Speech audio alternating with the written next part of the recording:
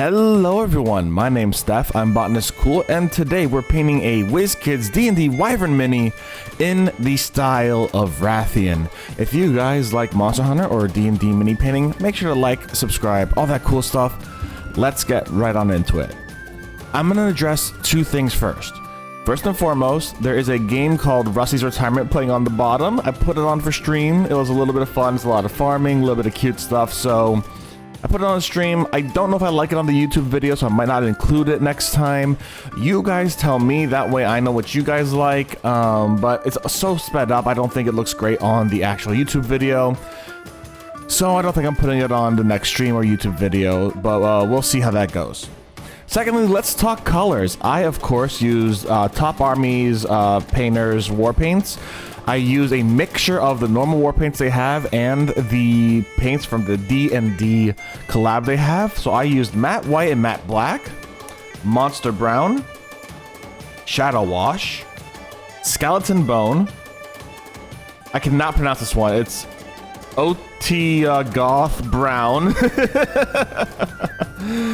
Cambion crimson, dungeon stone, and zombie flesh. This was a very fun paint to do, and I'm going to tell you guys why. I took the zombie flesh to actually start doing a base coating for the Rathian skin tone, which everyone voted for on the Discord, which was a lot of fun. Everyone's like, hey, I'll make it in the style of Rathian. I'm like, let's do it! So I made the base coating with the zombie flesh, and did not look like Rathian very much at all. It looked zombie-ish and blah, blah. But I kind of was like, you know, I'm gonna go through it, see what happens. And then I took the brown, the monster brown, I started dry brushing it over the zombie flesh in certain areas so that specifically it would look like the brown was coming from like the bony areas of the wings like you would see on a normal Rathian, and covering up or shading in that zombie flesh to be a greener color. And I really like how that turned out. I was able to dry brush it really well, and oh my god, I have said that I'm most proud of my purple worm. This is taking its place.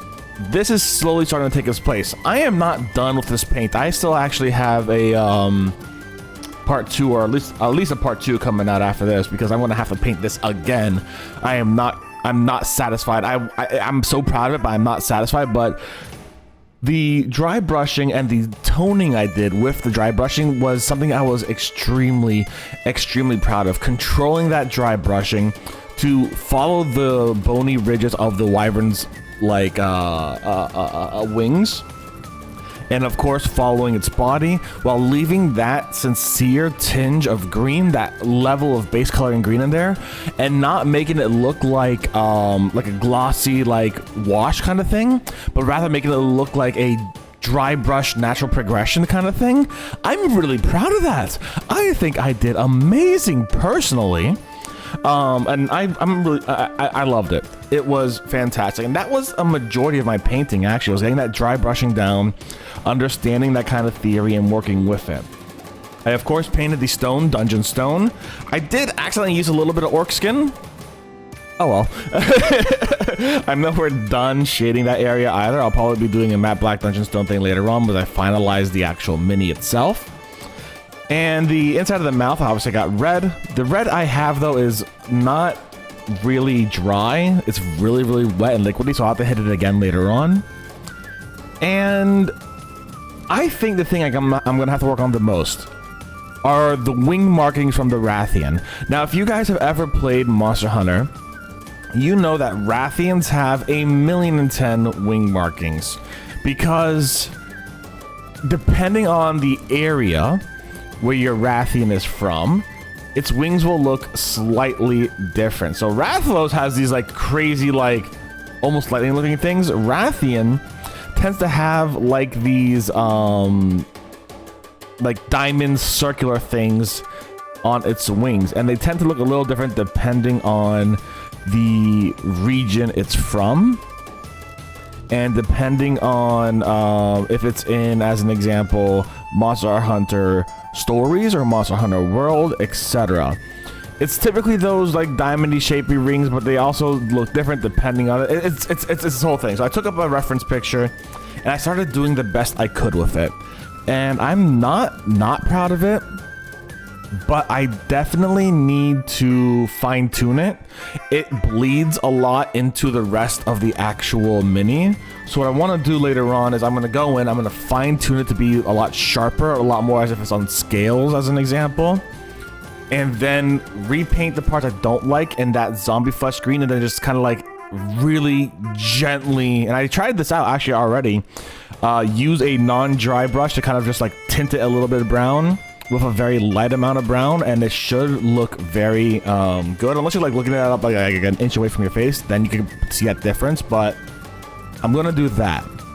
The red and the black was easy to put in. What I actually did with the red and the black was interesting. I took the zombie flesh and I mixed it with Cambrian Crimson to have that base color. Actually, no, my apologies. I took the Cambrian Crimson and mixed it with the Otagu Brown, or whatever it's called.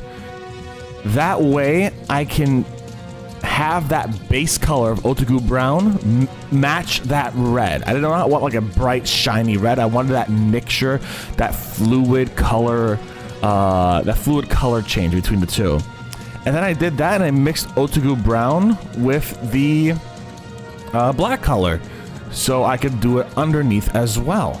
And that's just kind of how I matched those like diamond shaped area colors. I wanted it all to be based on that brown color because that is the base of that brown color, and it worked very well. I'll just straight up say it. Those colors mixed really well. I might change them up a little bit, maybe make the red a little more dull if I'm going for more world-like, or if I'm going for more stories-like, I'll make it a lot brighter. But yeah, I have a lot to work on it, specifically with the wings and specifically with those diamond shapes. I am very proud of it though. I am extremely happy with how it's turning out. I think that for a first like 3 hours on it or whatever, I did great. I think I did absolutely fantastic. And other details I'm going to have to add are the tail, getting the poison out, because I'm going to need to put poison on there because the Rathian has a lot of poison. So I'll have to mix up like some purple pink to represent that on the tail. And obviously this wyvern is not like the same shape as your typical Rathian. However, I think it's close enough to have that level of fun and to make that really solid design reference. I'm not going to make a perfect Rathian. If there were Monster Hunter like actual minis that I could paint, I would 100% paint them. And if you guys know where I can find some, hit me up in the comments that are unpainted and I will prime and paint them and I'll be happy. I would love to get a Mizu one, but that would be fucking hard as hell. Anyways, we should be towards the ending of the video now. I really enjoyed making this Rathian. I am considering, after I do Rathian, doing Rathalos, and then maybe the variants like Azure Rathalos, and Pink Rathian, Gold, Silver, etc. Y'all tell me what you think about that down in the comments. Thank you very much for hanging out with me today. I hope you had a good one. Y'all stay safe, stay Botanist Cool. I'll see you soon. Bye everyone.